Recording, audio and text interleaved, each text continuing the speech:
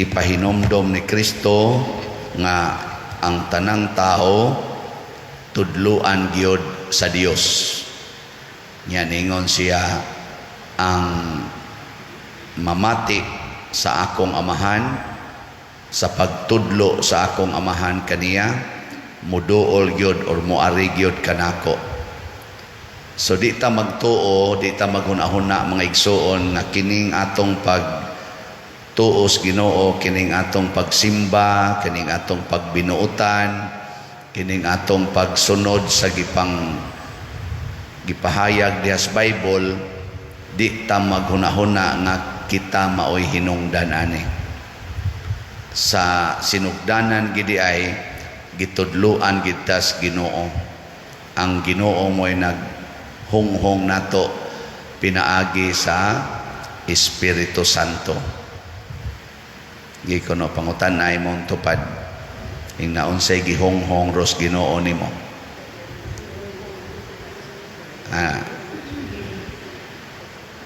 Ubay-ubay na gyung nag-text nako magpatabang kay na problema nas pagbayad sa utang. Kana bitang tudluan ka nga pangutang kinsa may naghunghong nimo ana. Ambot lang. Kay ang Ginoo manggod kun mao na siya muhunghong nato niya atong paminawon, niya ato nang sundon ang resulta kalipay. Pero kung ang nihunghong nimo ang yawa, ang resulta ana problema gyud. Muna inighonghong nga pangutang padung gyud ka ana pagkaputos sa utang. Labi na karon nga nanay mga online nga utangonon, mo click lang ka cellphone utang dayon. Gipasayon gyud maayo. Pero inig resulta nay uban na naghikog na kay nag-abot na ang utang niya kanira basang mangutangay karon pinaagi sa cellphone, hulgaon ka, ikuan ka ba kanang itorture ka sa imong hunahuna, mao nang uban maghikog na lang, di naman kapahuway. Iapil pa tong mga tao nga naa sa imong number katubang connection ba, o iapil pag text ako kapila na ko gitiksan, palihog kog sulti ani niya kay suod ra ba di mo ani, kay kundi ni kabayad sa utang iapil ka na mo patay. Mga naa diha kabuang muna siguro nato ang pag-ila kinsay naghunghong nato. Muna diri sa atong unang pagbasa si Filipe gihunghongan sa kanini ang Espiritu Santo. Gipaadto siya adtong lugar katong agianan nga wa na kayo'y tao moagi. Ang resulta di ay tuad ay dito'y yunoko nga nangitag katinawan sa gibasa niya nga bahin sa kasulatan. Niya mao dito'y tumong niya pag adto na ni Filipe iyang gi pasabot ang maong yunoko. Ang resulta nabunyagan ang yunoko niya si Filipe, gihunghungan na sad sa Espiritu Santo, gidaan na po siya sa laing lugar, pero ang yunoko malipayo nang miuli sa ila. Ang gipasabot ni Kristo mga igsoon nga kung maminaw tas Ginoo, mahimot ang tuburan sa kalipay. Kanabitang malipay ka sa imong silingan, sa may imong buhaton, hatagan gina nimo inig birthday nimo kay nakalipay man. Pero kana ganing tao nga nakaguol nimo, manghatag ka dili. Hatag ko taon. Basta nakaguol. Muna kanang asawa nga nakaguol sa bana, din agina muhatag og panahon ang bana sa asawa adto ihatag sa bana sa iyang mga barkada, adto sa manok, adto ihatag niya ang asawa, magsige na sa giyaw-yaw, ikaw ang naong nimo naa na lang ginas imong barkada.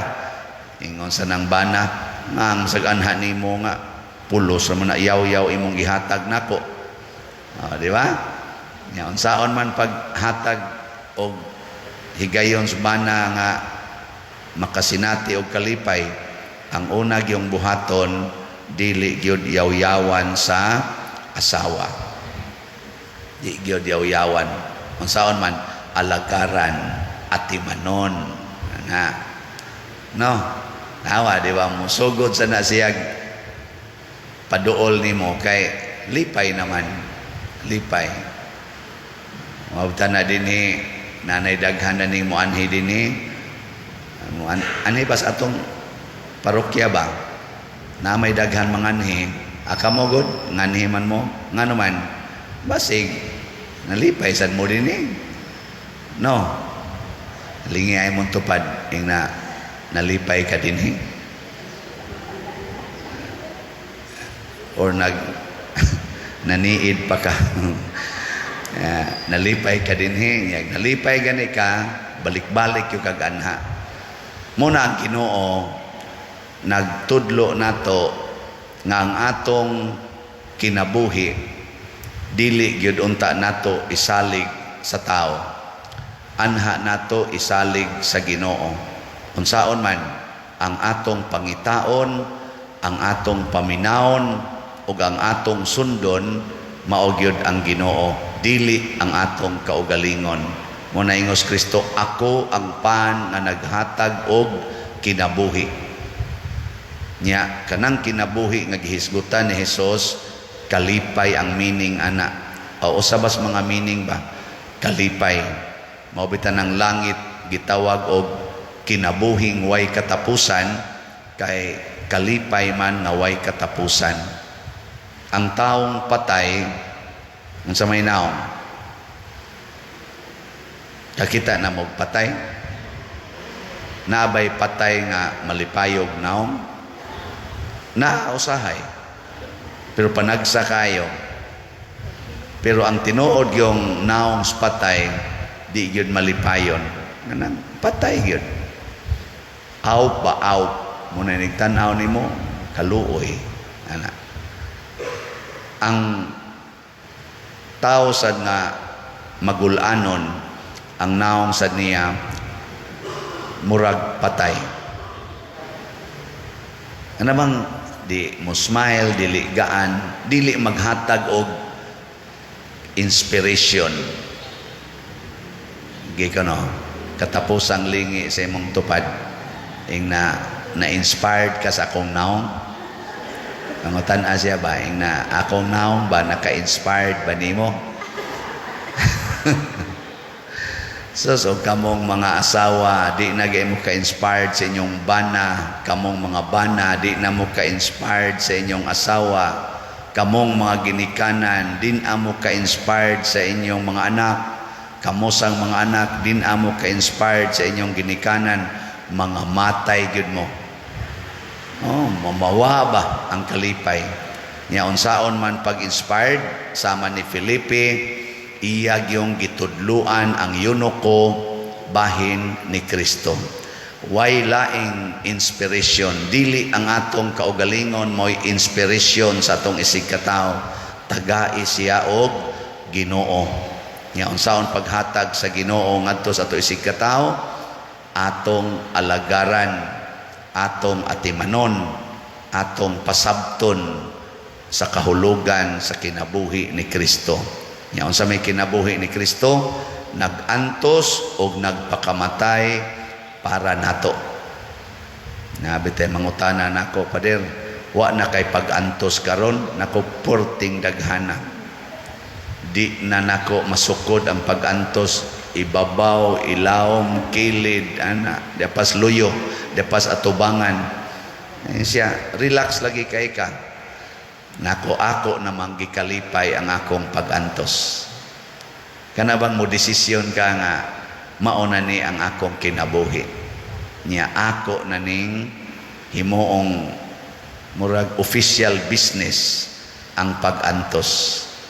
Nahimo na kalipay kana lang pagpangitag budget para sa atong mga proyekto.